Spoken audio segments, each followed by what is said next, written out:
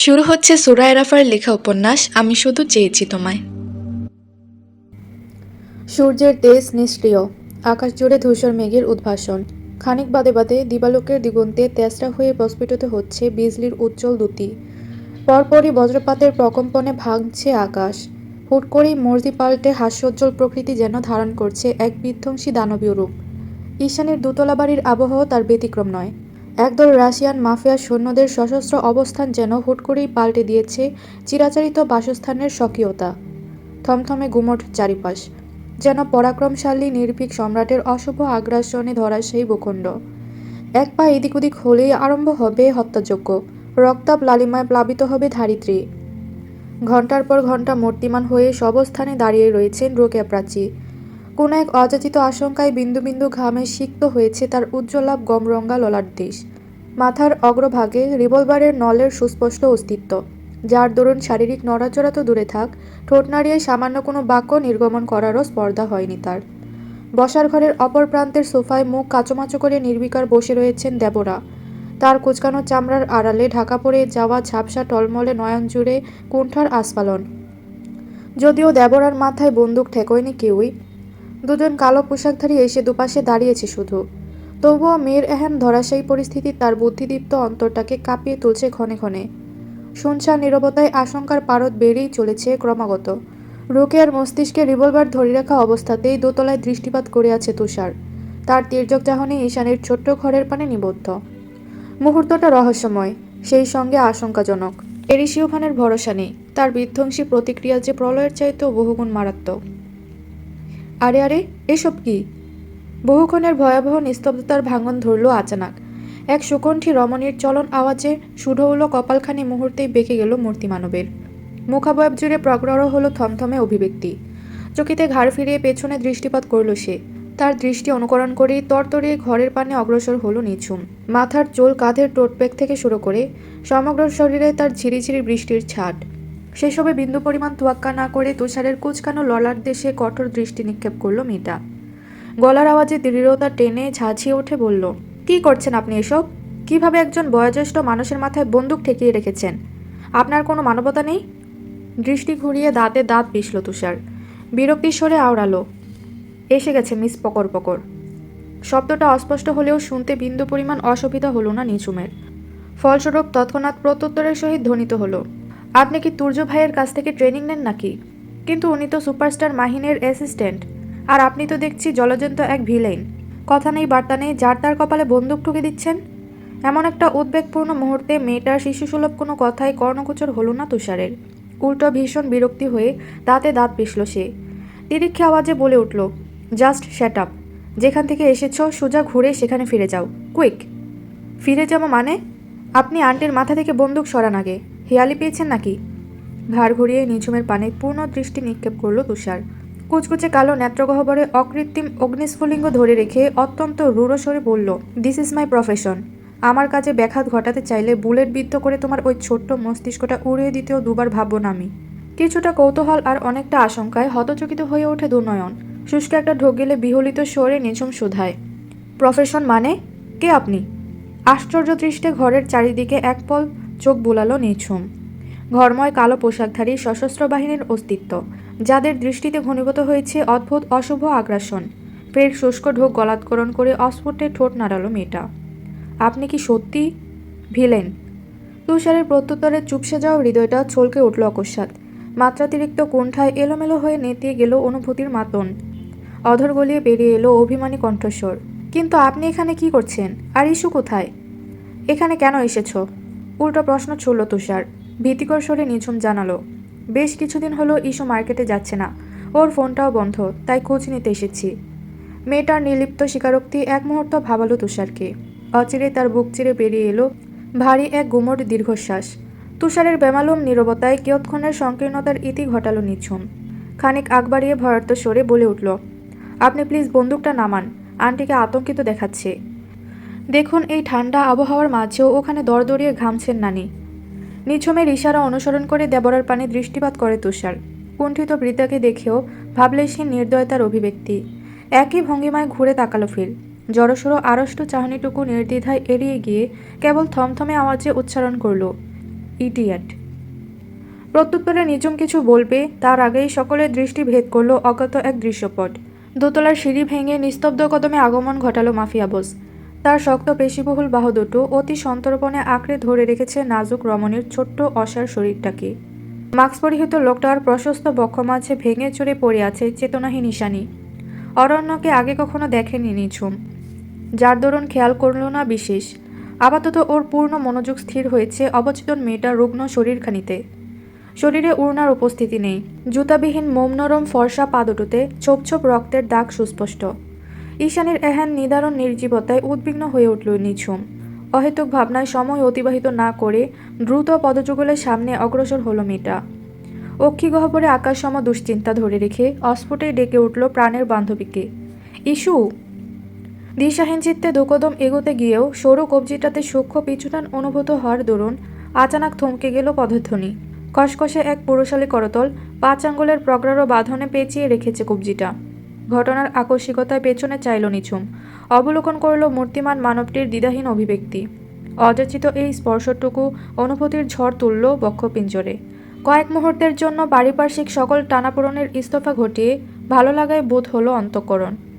অজান্তেই এক ফালি লাজুক হাসির উদয় হলো ঠোঁটের কোণে। ঠিক সেই মুহূর্তে আচানক প্রকটিত বেনামি ভালো লাগার ইতি ঘটালো তুষার।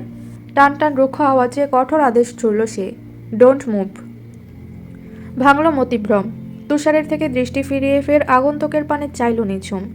ইতিমধ্যে দরজার সন্নিকটে চলে এসেছে মাফিয়া বস। বরফের ন্যায় শীতল অভিব্যক্তিহীন শূন্য তার ধূসর বাদামি নেত্রগহ্বর। সুদর্শন দৃষ্টির গহীনে কোমলতা কিংবা মাধুর্যতা দুটোই অনুপস্থিত। আকর্ষণীয় নেত্র জুড়ে কেবলই পাশবিকতার ধ্বংসাত্মক অগ্রাসন, অথচ তার বাহুডোরে আবদ্ধ এক তুলতুলে নারী শরীর। অতি আহ্লাদী সেই স্পর্শ, যেন বাহু মাঝে ভীষণ আদরে এক ননির পুতুল আগলে রেখেছেন মাফিয়া বস। মেয়েটাকে নিয়ে সামনে এগোতে এগোতে নির্বিকারে চোখ দ্বারা কিছু একটা ইশারা করল ইরিশ। তার তীর্যক ইশারায় অক্ষিপুটে পলক ছেড়ে রোকেয়ার মাথা থেকে রিভলভার সরালো তুষার। ওয়েস্ট ব্যান্ডে সেটাকে গুছতে গুছতে গার্ডদের অস্ত্র নামানোর আদেশ করল সে। এইদিকে বিন্দুমাত্র ঘটনার আঁচ করতে না পেরে নীরব দর্শকের ন্যায় সকলকে নিগুড় দৃষ্টে পরখ করে চলেছে নিঝুম। দরজার অভিমুখে পা রাখতে না রাখতেই পেছন থেকে গর্জে উঠলেন রোকেয়া, আমার মেয়েকে কোথায় নিয়ে যাওয়া হচ্ছে? বিলীন হলো নৈশব্দ। বিনা পূর্বাভাসে থমকালো মাফিয়া বস। তার স্তব্ধ পদযুগল অনুসরণ করে জলদি এগিয়ে এসে পুনরায় পথরোধ করলেন রোকেয়া। ওই অশুভ অক্ষিগহ্বর দুটো নির্দ্বিধায় উপেক্ষা করে ছুড়লেন তেজস্ক্রিয় ক্রুদ্ধ ধ্বনি, গুন্ডামি করে বন্দুক হাঁকিয়ে আমার মেয়েকে আমার বাড়ি থেকে নিয়ে যাওয়া হচ্ছে? আমি কিন্তু পুলিশকে জানাতে একবারও পিছপা হব না। অকস্মাৎ চড়াত করে উঠল মস্তিষ্ক। ফলস্বরূপ কোনরূপ জবাবদিহিতা ব্যতীত ভদ্রমহিলার হৃৎপিণ্ড বরাবর পেছন থেকে রিভলভার চালাতে উদ্যত হয় তুষার। তার আগেই শীতল ভঙ্গিমায় গ্রীবা ঘোরালো মাফিয়া বস। অস্তিত্বহীন নির্জীব শূন্য তার অভিব্যক্তি। দানবীয় পরাশক্তির ন্যায় জ্বলন্ত দুনয়ন, যেন সদ্য উদ্গীরিত আগ্নেয়গিরির দাবানল। লোকটার আধার কালো চাহনিতে অন্তরাত্মা খামছে উঠল রোকেয়ার। সে ভরকালো। পেছন থেকে মেয়ের উদ্দেশ্যে আঞ্চলিক বাক্যে হাঁক ছাড়লেন দেবরা, বেশি না বুঝিস মাইয়া ফুয়া, ইতেরারে যাইতো দে, নিজে বাঁচিলে বাফের নাম। যার অর্থ, বেশি বুঝিস না মাইয়া, অগরে যাইতে দে, নিজে বাঁচলে বাপের নাম। এতক্ষণে মাফিয়া বসের কণ্ঠনালী ভেদ করল বাক্যবহর। ধ্বনিত হলো নির্জীব গুরুগম্ভীর আওয়াজ, পুলিশ কেন, পুরো পৃথিবীর সকল ফোর্সকে একসাথে খবর দিয়ে পাহাড় সমান ব্যারিকেড তুললেও এরিসকে আটকানোর দুঃসাহস কারণ নেই। কথাটুকু শেষ করে লম্বা পা ফেলে দরজার সামনে অগ্রসর হলো মাফিয়া বস। কিঞ্চিত ধরাশায়ী কণ্ঠে রোকেয়া বলে উঠলেন, আমার মেয়েকে এভাবে তুলে নিয়ে যাওয়ার কোনো অধিকার নেই আপনার। ভদ্রমহিলার কথায় ন্যূনতম প্রতিক্রিয়া দেখালো না ইরিশ। হনহনিয়ে বেরিয়ে গেল ঘর থেকে। তবে লনের কাছে যেতেই কী ভেবে যেন জিভের ডগায় গাল ঠেলল সে। অতপর পেছনে ঘুরে রোকিয়ার পানে ধারালো দৃষ্টিপাত করে শেষবারের মতো উচ্চারণ করল, শুধুমাত্র এই একটা কারণে বেঁচে গেলেন, নয়তো এই শরীরে করা প্রতিটি আঘাতের বিনিময়ে আপনাকে নরক দর্শানোর ইচ্ছে ছিল আমার। আতঙ্কে সমগ্র শরীর শিউরে উঠল রোকেয়ার। আটকানো তো দূরে থাক, মুখ ফুটে আর একটি কথাও উচ্চারণ করার স্পর্ধা হলো না তার। কেবল জীবন্ত পুতুলের ন্যায় সিক্ত নয়নে অবলোকন করে গেলেন মাফিয়া বসের রুষ্ট পদচারণ। সাইকোলজি বলে, সবচেয়ে অবহেলিত মানুষটার জন্যও পৃথিবীর কোথাও না কোথাও এমন কারোর অস্তিত্ব রয়েছে যার উদ্ভবই কেবল ওই অবহেলিত মানুষটাকে উন্মাদের ন্যায় ভালোবাসার জন্য, হোক সে বাস্তবতা কিংবা কোনো নিষিদ্ধ মরীচিকা। নিস্তব্ধ সড়ককে বাতাসের সঙ্গে পাল্লা দিয়ে সাই সাই আওয়াজ তুলে এগিয়ে চলেছে রয়্যাল ব্লু থিমের রোলস রয়েল খানা। ঊর্ধ্বগামী বিলাসবহুল গাড়িটির পিছু নিয়েছে আরও গোটা 10 কালো মার্সিডিজ। রোলস রয়েলের লিডারশিপ অনুকরণকারী প্রতিটি গাড়ির নিগুড় পর্যবেক্ষণই বলে দেয় তারা বিশেষ দক্ষতা সম্পন্ন, যেন তুষারাবৃত জঙ্গলে রাজত্ব চালিয়ে বেড়ানো বিশাল নেকড়েপাক, যাদের একমাত্র কাজ হলো আলফাকে অনুসরণ করা। লোকালয়ের পথ ছাড়িয়ে সুবিস্তীর্ণ পাহাড়ি হাইওয়ে ধরতেই পথিমধ্যে হঠাৎ ব্রেক কষল রোলস রয়েল। তৎক্ষণাৎ একে একে চাকার ঘর্ষণে বিকট আওয়াজ তুলে হার্ট ব্রেক কষল সবগুলি মার্সিডিজ। ঝমঝমে বাড়ি ধারায় মুখরিত ধরণী গ্লাস ওয়াইপারটা চালু রেখে গিয়ারে হাত চালালো ইরিশ। গাড়ির চাকা পুরোপুরি স্থির হয়ে এলে ঘাড় ঘুরিয়ে নির্লিপ্তে দৃষ্টিপাত করলো প্যাসেঞ্জার সিট। এখনও চেতনা ফেরেনি মেয়েটার। টলমলে নিয়ন্ত্রণহীন মাথাটা অবলীলায় এলিয়ে পড়েছে ব্যাকসিটে। ফ্যাকাশে বর্ণের নির্জীব মুখখানা কিয়ৎক্ষণ নীরবে অবলোকন করে অচিরেই দুজনের মাঝে সংকীর্ণতা বাড়ালো মাফিয়া বস। একটানে নিজের অনেকটা সন্নিকটে নিয়ে এলো সাকুরাকে। পরপরই নির্দ্বিধায় হাত বাড়ালো সরু গলার মাঝে। ছোট ছোট কালচে ক্ষতগুলোতে অনুভূতিহীন আঙুলের প্রলেপ বুলিয়ে তরতর করে খুলে ফেলল গলার কাছের দুটো বোতাম। কাঁধের দুপাশ থেকে কাপড়ের আচ্ছাদন সরে যেতেই বেরিয়ে এলো হাজারটা দগদগে ক্ষতচিহ্ন। গমরঙা ফর্সা পেলব ত্বক জুড়ে কেবলই তীক্ষ্ণ আঘাতের পাশবিকতা। তুলতুলে নমনীয় শরীরের ভাঁজে এরূপ আঘাতের উপস্থিতি মুহূর্তেই হিংস্রতা জাগিয়ে তুলল ব্লাডি মনস্টারের অন্তরে। বুকের রক্ত তোলপাড় করা অস্থিরতায় একের পর এক পাঁচ বসাতে শুরু করলো গাড়ির ফ্রন্ট মিররে। অচিরেই ভেঙে চূর্ণ বিচূর্ণ হলো স্বচ্ছ কাচের আস্তরণ। ক্রোধে ফেটে পড়ে নতুন উদ্যমে গাড়ি কাঁপিয়ে নিক্ষিপ্ত করল দানবীয় এক বিকট হুঙ্কার। নিজের বাড়িতে এভাবে দিনের পর দিন অ্যাবিউজ হয়েছ, আগে কেন বলনি আমায়? Why? How will I tolerate this pain now? প্রবল অগ্রাসনে ফের গ্রীবা ঘুরিয়ে বলিষ্ঠ করতলে অবচেত নিশানের চিবুক ঝাঁকিয়ে উঠল মাফিয়া বস। দাঁতে দাঁত পিষে হিসহিসিয়ে বলল, your wind are burning my chest. নির্বিকার সাকুরা। মেয়েটার চেতনাহীন নিস্তব্ধতা ক্রমশ উন্মাদ করে তুলছে ইরিশকে। প্রচণ্ড ক্রোধে মাথাচাড়া দিয়ে উঠেছে পৈশাচিকতা। মস্তিষ্কের নিয়ন্ত্রণ হারিয়ে অন্তরের যাতনায় আবারও কিছু বলবে তার আগে কিঞ্চিত আওয়াজ তুলে কেঁপে উঠল গাড়ির ড্যাশবোর্ডে রাখা ওয়াকিটকি। আচানক আওয়াজে মথিভ্রম কাটল এরিসের। কাঁধ শটান করে যন্ত্রটি হাতে তুলে নিতেই বিপরীত প্রান্ত থেকে ভেসে এলো তুষারের উদ্বিগ্ন কণ্ঠস্বর। Is everything okay? আড়ালে দীর্ঘশ্বাস ছাড়ল ইরিশ। নিচু সরে প্রতিক্রিয়া করল, পরপরই লস হলো কানেকশন।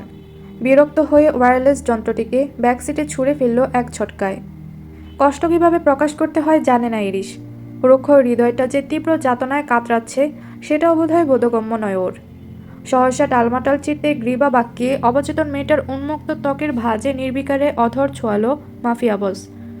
প্রতিটি কালচে ক্ষতকে আদর মাখানো শুষ্ক উষ্ঠপটের নিগুড় প্রলেপ বুলিয়ে নীরবে কানের কাছে এসে স্থির করল নেত্রোদ্বয়।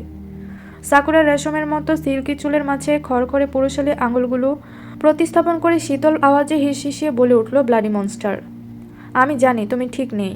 এই মুহূর্তে এটা করা অনুচিত, অন্যায়। ভারী তপ্তশ্বাসের জের ধরে কিয়ৎক্ষণ নীরবতা।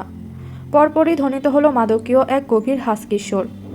But you know I'm heartless. নিষিদ্ধ জিনিস বরাবরই আকৃষ্ট করে আমাকে। বাক্যটুকু শেষ করে আঙুলের বাঁধনে দৃঢ়তা টানল ইরিশ। অবচেতন মানবীর শুকিয়ে যাওয়া মুখশ্রীখানা অনেকটা কাছাকাছি এনে কুসুম কোমল উষ্ণাধরের মাঝে ডুবল নির্দ্বিধায়। রক্তিম নমনীয়তার মাঝে ক্রমশ বিলীন হতে লাগল নিষ্ঠুর পরাশক্তিধর রুক্ষ বেসামাল অধর যুগল। উদ্ভব ঘটল নিষিদ্ধ বাসনার। ক্রমান্বয়ে প্রগাঢ় হলো অভিলাষ। উত্থাল পাথাল অনুভূতির তোরণে টিমটিমিয়ে নিভে এলো বিদ্ধ হৃদয়ের মন্থর যাতনা, যার দরুন উপচে পড়া অমৃত সুধার অনলে দলিত মথিত হয়ে প্রেমানলের প্লাবনে অচিরেই বানবাসী হলো দুটো একাগ্র চিত্ত। রয়্যাল ক্যারাভিয়ান কক্সবাজার। ব্ল্যাক হোলের নিকটবর্তী বন্দরে অবস্থিত আকাশচুম্বী এক ব্ল্যাক ক্রুজ শিপ। গভীর জলরাশি দ্বিখণ্ডিত করে সমুদ্র বুকে বয়ে চলা এক টুকরো রাতের শহর যেন এই রয়্যাল ক্যারাভিয়ান। অসংখ্য তালা বিশিষ্ট বিশালাকৃতির এই যুদ্ধজাহাজের সর্বোচ্চ চূড়ায় পথ করে উঠছে ব্রাডবাখচিত দুটি কুচকুচে কালো পতাকা। কক্সবাজার বন্দর সীমানা ছাড়িয়ে লোকচক্ষুর আড়ালে নিশ্চল গতিতে এগিয়ে চলছে জাহাজটি। উপত্যকা থেকে দূরত্ব খুব বেশি না হলেও ক্রুজ শিপের অভ্যন্তরে দাঁড়িয়ে স্থল সীমান্ত অবলোকন করা পুরোপুরি অসম্ভব। সমুদ্রপৃষ্ঠের এক পার্শ্বে ধুধু বালুচর, আর বাদবাকি তিন দিকেই কিনারাবিহীন অগাধ জলরাশির উপাখ্যান। জাহাজের ভেতরের দিকটা বেশ সুসজ্জিত। মাফিয়া বসের জন্য বরাদ্দকৃত প্রতিটি কামরায় সুবিস্তীর্ণ ভেলভেট গালিচার আস্তরণ। মাথার উপর দফায় দফায় ঝুলে আছে এন্টিকের ঝাড়বাতি আর হ্যাজাকের বহর। কক্ষের প্রতিটি কোণে কোণে বিচরণ করছে ওয়াইল্ড জেসমিনের বিমোহিত সুঘ্রাণ। এছাড়াও lounge, canteen, bar, swimming pool, shopping mall, theatre, একাধিক মাস্টার বেডরুম থেকে শুরু করে সিক্রেট কামরা এবং আন্ডারগ্রাউন্ডের আলাদা আলাদা সেকশনে বিভক্ত প্রতিটি তলা। এক কথায় গভীর সমুদ্র পৃষ্ঠে বিচরণ করা সত্ত্বেও আভিজাত্য আর নান্দনিকতার অশেষ বৃত্তান্ত যেন এই রয়্যাল ক্যারাবিয়ান। পুরো একটা দিন কেটে গেল ঈশানীর নিস্তব্ধ অবচেতনায়। রাতে দ্বিপ্রহরে হানা দিয়েছে তীব্র বর্ষণ। ক্রুজ শিপে ফিরে আসার পরে কোনো এক অজ্ঞাত কাজে সারাটা দিন ব্যস্ত সময় অতিবাহিত করেছে ইরিশ। আর যখন কাজের ফাঁকে একটুখানি সময় বের করে ছুটে এসেছে সাকুরার নিকট, ততক্ষণে চিকিৎসা শেষে মাস্টার বেডরুম থেকে বেরিয়ে গিয়েছে মাফিয়া বসের একান্ত ব্যক্তিগত কার্ডিওলজিস্ট ডাক্তার মাদভেই। তার কিছুক্ষণ পরেই ডাক্তার মাদভেইকে অনুসরণ করে কক্ষ থেকে প্রস্থান করল তুষার। স্তব্ধ পদযুগলের সম্মুখে এগোলো ইরিশ। পরনে তার ফর্মাল ব্ল্যাক সিল্ক শার্ট, চিরাচরিত আধার ঢাকা নির্জীব সুঢৌল মুখাবয়ব। অস্থিরতায় দুটো বোতাম খুলে রাখার দরুন চিসেল কাটের ন্যায় তীক্ষ্ণ বক্ষ বাজে অঙ্গ সৌষ্ঠব স্পষ্ট দৃশ্যমান। চোখ বন্ধ করে বলে দেওয়া যায় অতীব সুদর্শন যুবক সে। আগন্তুক মাফিয়া বসের এলোমেলো সৌন্দর্যে নৈশব্দে দৃষ্টি বোলালো তুষার। অতবর স্থবির চিত্তে দাঁড়িয়ে রইল দরজার সন্নিকটে। তুষারের নিকট এগিয়ে এসে সর্বপ্রথম ঘরের ভেতর দৃষ্টিপাত করল ইরিশ। সফেদ রঙা কোমল বিছানায় ঘুমন্ত অপসরীর ন্যায় নির্লিপ্ত শুয়ে আছে নীলাম্বরী। স্যালাইন চলছে এখনও। 2 আঙ্গুলের ভাঁজে ক্যানোলার উপস্থিতি তার। নাসারন্ধ্রে আটকে আছে নাজাল ক্যানোলা নামক বিশেষ অক্সিজেন সরবরাহক। নিথর সাকুরাকে দেখতে দেখতেই মাফিয়া বসের অগ্নিদগ্ধ বুক চিরে বেরিয়ে এলো ভারী এক দীর্ঘশ্বাস। এতক্ষণে নীরবতা ভাঙল তুষার।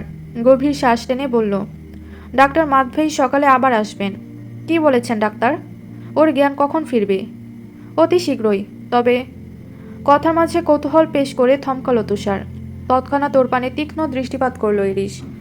এক ভ্রু উঁচে গভীর স্বরে আওড়ালো, কিন্তু? কিয়ৎক্ষণ নীরব থেকে ফের তুষার বলল, মিস ব্লু আইডের হার্ট সামান্য দুর্বল। ফলে আকস্মিক কোনো ঘটনা কিংবা কোনো নিউজ হোক, সেটা জয়ফুল অথবা শকিং, দুটোতেই তার মাত্রাতিরিক্ত হার্টবিট ফাস্ট হওয়ার প্রবণতা রয়েছে, যার ফলশ্রুতিতে অতি উত্তেজনাবশত অনেক সময় হার্ট অ্যাটাক অথবা মিনি হার্ট অ্যাটাকের সম্ভাবনা প্রকট। এর রিকভারি কি? ছোট করে প্রত্যুত্তর করল ইরিশ। তুষার জানালো, এ ব্যাপারে ডক্টর কিছু বলেনি। ওকে, আমি জেনে নেব। মাফিয়া বসের শূন্য দুনয়ন আটকে আছে ঘরের মাঝে। ধূসর বাদামি গহ্বর জুড়ে বেগবান অস্থিরতা। সেই দৃশ্য পর্যবেক্ষণ করে তড়িৎ বাক্য ছুড়ল তুষার। অনুভূতিহীন গম্ভীর স্বরে আওড়ালো, আপনি ডেভিল ইরিশ, আর ভেতরে যে শুয়ে আছে ওই মেয়েটা একটা অ্যাঞ্জেল। আপনাদের দুজনের মাঝে আলোকবর্ষ তুল্য দূরত্ব, এক মহাকাশসম বিঘ্নতা। মরীচিকা হয়ে কি করে ছোবেন প্রস্ফুটিত আলোকে? এত বাধা পেরিয়ে কি করে আগলাবেন ওই পবিত্রতাকে? বিস্ট কখনো বিউটির হদিশ পায় শুনেছেন? আমি সমগ্র পৃথিবীর বিরুদ্ধে লড়তে রাজি তুষার, তবুও সাকুরাকে ছাড়তে নয়। ঈশানীর পানে নিগুড় দৃষ্টিপাত করে তির্যক কণ্ঠে প্রত্যুত্তর করল ইরিশ।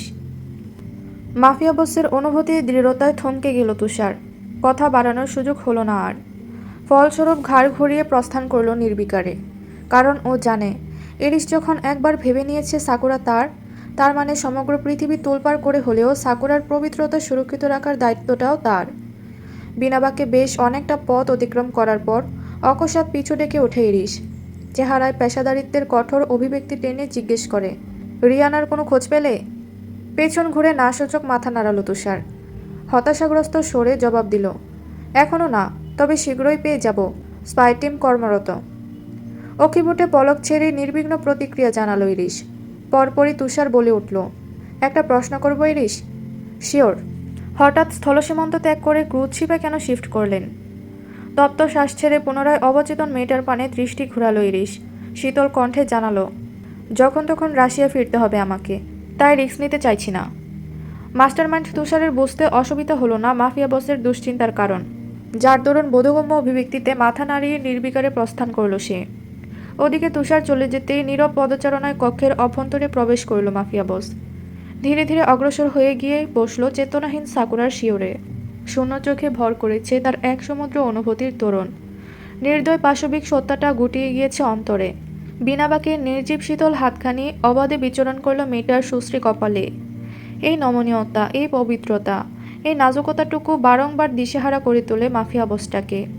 এবারও তার ব্যতিক্রম নয়। সহসা নিগুড় দৃষ্টে সাকুরাকে পরখ করতে করতেই তার কণ্ঠনালী ভেদ করল বেখেয়ালি বাক্যবহর। ডেভিল অ্যাঞ্জেল, বিউটি বিস্ট, কি আসে যায় এসবে, যখন কিনা হার্টলেস ডেভিলটার সমগ্র মহাকাল থমকে যায় ওই নীলগহ্বরের অনিন্দ আলোকে। ওয়েল, মাফিয়া বসের হৃদয়টা বেইমানি করেছে বটে, তবে ভুল করেনি কিছু। কারণ নারী জাতির চাহনি যে কতটা ভয়ঙ্কর সুন্দর আর রহস্যময়, যে পুরুষ তাতে ঘায়াল হয়েছে কেবল সেই উপলব্ধি করেছে এর ইন্দ্রজালিক অদৃশ্য পরাশক্তিকে। সারাদিনের অক্লান্ত ব্যস্ততার ইতি টেনে রাতের শেষে প্রহরে নিজ কক্ষে প্রবেশ করল তুষার। রুমে এসেই যান্ত্রিক শরীরটাকে এলিয়ে দিল নরম তুলতুলে বিছানায়। অগণিতবার এপাশ ওপাশ করেও ঘুম আসে না কিছুতেই। অকিপুট মিলে আছে নিরলস। শেষ রাতে মেঘমালা কেটে গিয়ে গভীর সমুদ্র মাঝে তরঙ্গিত জাহাজের জানালা গলিয়ে পূর্ণিমার আলো প্রবেশ করেছে অকপটে। দূর আকাশের প্রজ্বলিত ওই চন্দ্রলোক পর্যবেক্ষণ করতে করতেই কী ভেবে যেন শোয়া ছেড়ে উঠে বসল তুষার।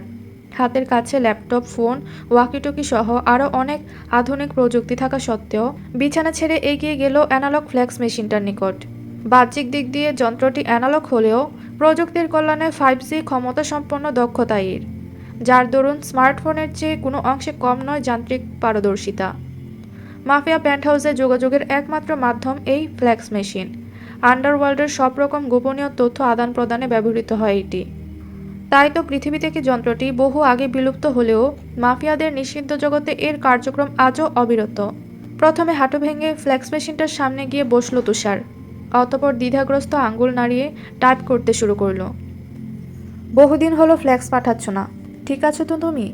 ঠিক থাকলে আমার জামাকাপড়গুলো হ্যান্ড ওয়াশ করে রোদে শুকিয়ে রেখো।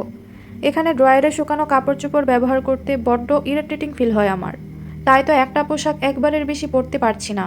আর হ্যাঁ, রুম যাতে একদম অগোছালো না থাকে। খুব শীঘ্রই রাশিয়া ফিরছি। পুরো মেসেজ লেখা শেষ হলে লেখাগুলো অবলোকন করে ঠোঁট কামড়ে অস্ফুট হাসল তুষার।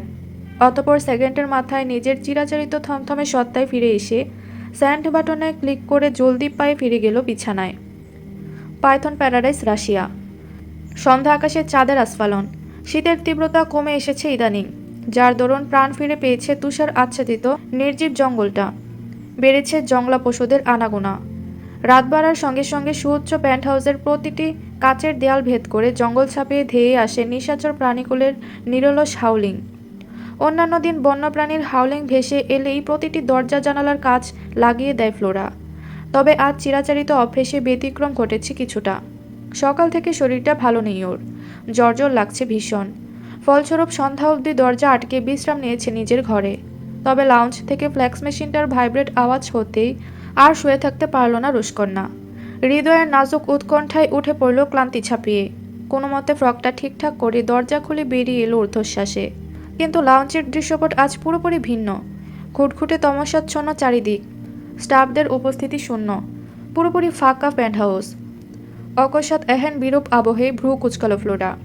এদিক ওদিক চোখ বুলিয়ে আড়ষ্ট কদমের সম্মুখে এগোতে এগোতে রিনরিনে আওয়াজে হাঁক ছেড়ে ডাকল মেয়েটা। সবাই কোথায়? কেউ নেই এখানে? নিস্তব্ধ পেন্টহাউসের চার দেয়ালে বাধাপ্রাপ্ত হয়ে ফ্লোরার কথাই বারংবার প্রতিধ্বনিত হতে লাগলো চারিপাশে।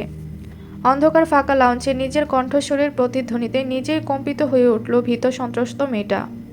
ব্যতিগ্রস্ত হয়ে আলো জ্বালানোর প্রয়াসে তড়িঘড়ি করে ছুটল সুইচ বোর্ডের দিকে।